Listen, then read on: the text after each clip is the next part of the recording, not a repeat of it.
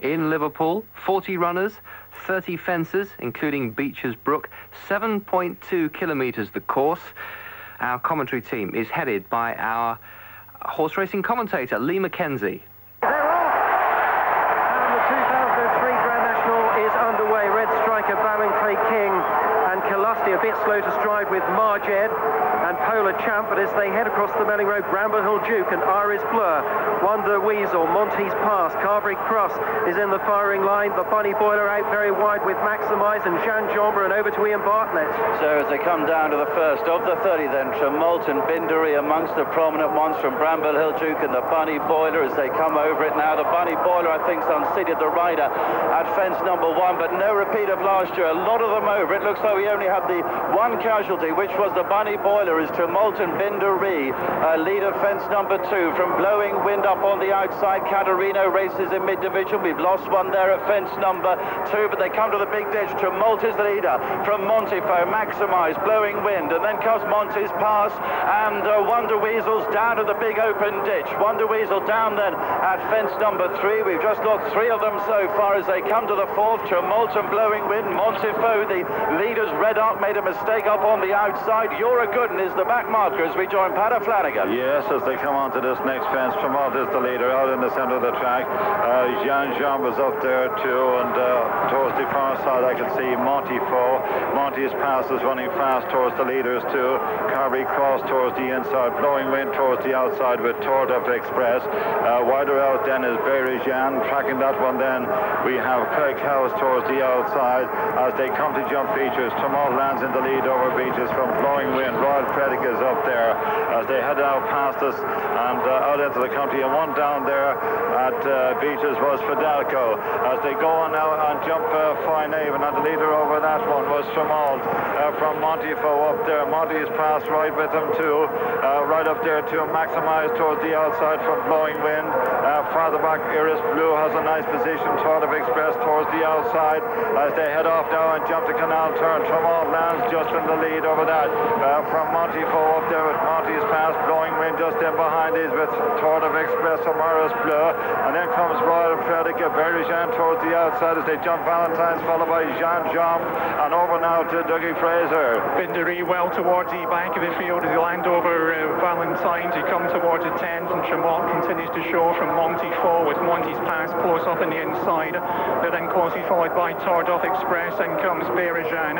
Blowing Wind's close up, then comes Maximise. Behind this one is Jean Jombre, then comes Royal Predic, Craig House towards the outside as they take the next. Montifaux and on there from Tremult, then comes Tour d'Up Express. They're closely followed by Berry Jean the outside, Blowing Wind close up in the inner. Behind this one races Monty's Pass and Maximise as they head towards the next one. They're followed by Jean Jombre, Royal Predic, then comes Craig House.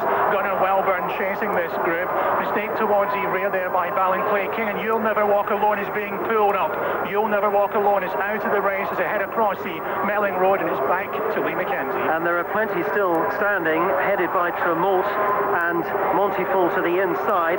Then it's Tour d'Up Express and Bindery and Gunnar Welburn. We've had a few fallers so far there. The 6 out of the race, the Bunny Boiler, Bramble Hill Duke, Wonder Weasel, Fidalgo, You'll Never Walk Alone, and Chives. And back onto the race course for the first time and heading to fence number 13. And it's Tremult who's led most of the way so far with Montifaux. Gunnar Welburn there towards the inside. Wider of those then is Tour d'Up Express. Berrijan is even wider of him as they head to the next, then Royal Predica. Jean Jombre still there in the chasing group as they come over Monty's Pass and Blowing Wind. They're clearing fence number 13, and there are no fallers there as they head towards the next. Behind those then is Iris Blur. Maximise there towards the inside. Carberry Cross is running a very sweet race. Calusty has made ground. Then is Caterino as they come over the 14th, and they're all clearing that one. Good Shawl is the last one over. It must be 30 or 40 lengths off the lead as they head now towards the chair. And it's Gunnar Welburn who's going to lead them to it. Leads by a length from Montifaux. Then Tour d'Up Express is wide of those of Monty's Pass. Carberry Cross the inside as they clear the chair, and over they come. And down goes Caterino at the chair. The only one there. The others have all cleared it, although Ballinclay King is pulling up. It's Montifaux who leads there. Supreme Glory is pulling up at the water. Iris Blur rather is pulling up at the water, didn't jump. It's Supreme Glory being driven along well towards the rear as they go out onto the second second circuit now, and it's Montefiore and Tour Express. Then Tremont is wide of those in Carberry Cross and Monty's Pass. Gunnar Welburn has lost places at the chair. Then it's Jean Jombre. Then Royal Predica racing wide of Blowing Wind and Maximise. Next is Kalusty, then towards the inside of Mantle's Prince. And Goguenard is back in the midfield with Amberley House, and Berajan is very wide with Craig House across the Melling Road and back to Ian Bartlett. And it's still Tremont, who's in company with Tour Express. These two leading the field down now to the 16th fence, Carberry Cross and Montefiore, and Monty's Pass and Gunnar Welburn just in behind them from Mantle's Pride. And Tremont almost unshipped the rider there. He did very well to stay with it though as they come on down to the next playing fence. Montefiore, Monty's Pass, Gunnar Welburn, Tour Express, Carberry Cross, Royal Predica, Amberley House on the outside of these from Tremont, Berajan, then comes Craig House and Jean Jombre. Kalusty going well towards the inside. They come to this big open ditch now. Monty's Pass has come to lead as Tour Express and Gunnar Welburn just in behind him from Montefiore, Carberry Cross. Oh, and we've lost Maximise is down, and Goguenard is down, Robbo is down, Ad Hoc is down, You're a Gooden is also a faller there. Lots come down at the open ditch. The horses all getting their feet by the looks of things okay as they go over the next one to Beecher's the final time. Here's Paddy Flanagan. Yes, it's Gunnar Welburn coming to this fence, the fence before Beecher's on this final circuit with the advantage. Gunnar Welburn towards the far side, lands in the lead over that one from Monty's Pass, running a great race for Barry Garvey. Behind is then Amberley House has made ground. On the inside is Montefiore, Tour Express still there on the outside for Timmy Murphy. Tremont is wide around. Berajan also towards the outside. RS Blue and behind him as they come on to jump features now. Gunnar Welburn lands in the lead from Monty's Pass. Montefiore over on the far side. Amberley House travels well from Carberry Cross. Tour Express, Berajan. Behind is Tremont, then Royal Predica on the inside from Supreme Glory. Farther back then is Red Striker as they head off and jump Foyneva now and run away towards the canal turn. Gunnar Welburn the leader. Gunnar Welburn by a couple of lengths now. Swing towards the canal turn. Montefiore. Monty's Pass up there. Tour Express. Amberley House still travels well on the outside. Over the canal turn. And the leader, Gunnar Welburn, by a length and a half. Monty's Pass travels well second. Third then Montefiore. Then Amberley House. A gap to Carberry Cross. Over Valentine's for the last time. Gunnar Welburn the leader from Monty's Pass. They've 5 to jump in the Grand National. Over now to Dougie Fraser. Kalusty was a faller at Beecher's. They come down towards E-Fish from home, and Gunnar Welburn leads from Monty's Pass. Then comes Montefiore. Amberley House is close up on the outside. A break in the field end to Supreme Glory.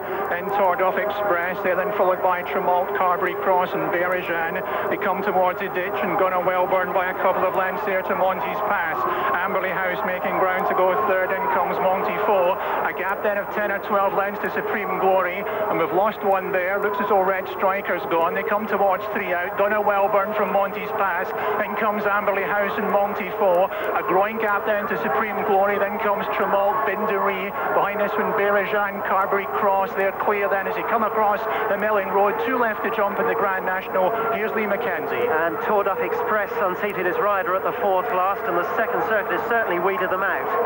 Red Striker has gone. So is Kalusty, You're a Gooden, Ad Hoc, Robbo, Goguenard, Maximise, Iris Blur, Ballinclay King and Caterino.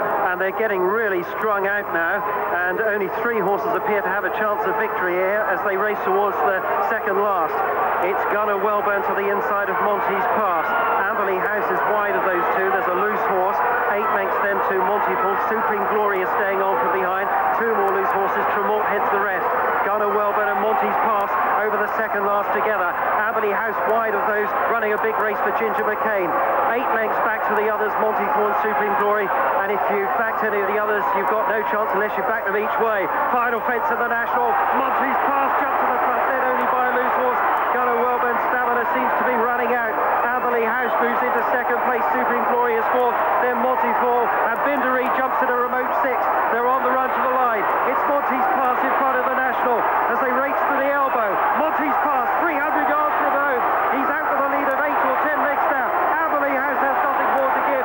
Supreme Glory stays on into third place, might get second, but Monty's Pass is home and home, and he's absolutely bolting up in the National. An impressive win, an Irish winner, and Monty's Pass wins the National. Monty's Pass won a good dozen lengths in the end. Supreme Glory stayed on for second. Aberley House was third. Then Gunnar Welburn. Montefiore, is he just going to last home? He does just last home in front of Bindery, who stayed on well from behind. Then Carberry Cross and Blowing Wind and Tremolton Berajan.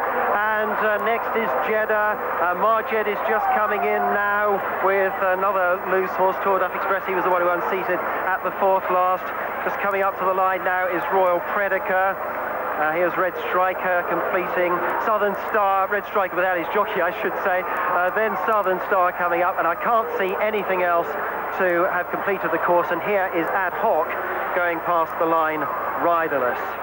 Lee Mackenzie leading a cast of thousands at Aintree. So the 1-2-3 in the 2003 Grand National. Monty's Pass winning at 16-1. Barry Geraghty of Ireland on board, an Irish winner of the National. Supreme Glory second, and Amberley House, trained by Ginger McCain, who we heard from a little bit earlier, third in this year's race. Let's speak to Julian Armfield and Chris Mitchell, who've been watching the race at Aintree.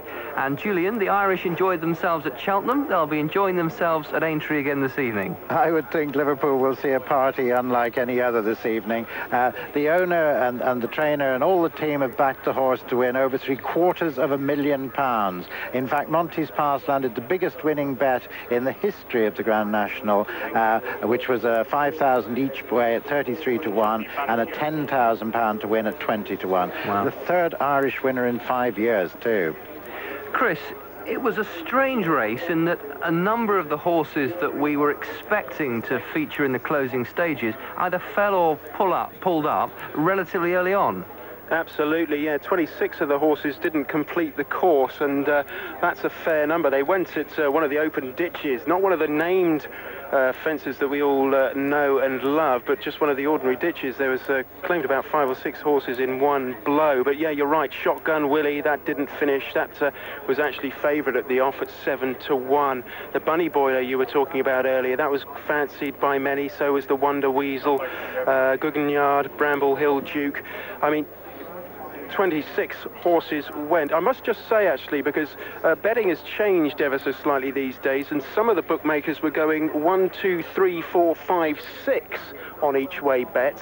So I just would like to let you know, actually, that Montefiore was 5th, and Bindery there, who won last year, came in 6th. Right. So even though I had Montefiore in the office sweepstake, I don't think the office here, the BBC, look at it in quite the same way as the bookmakers do.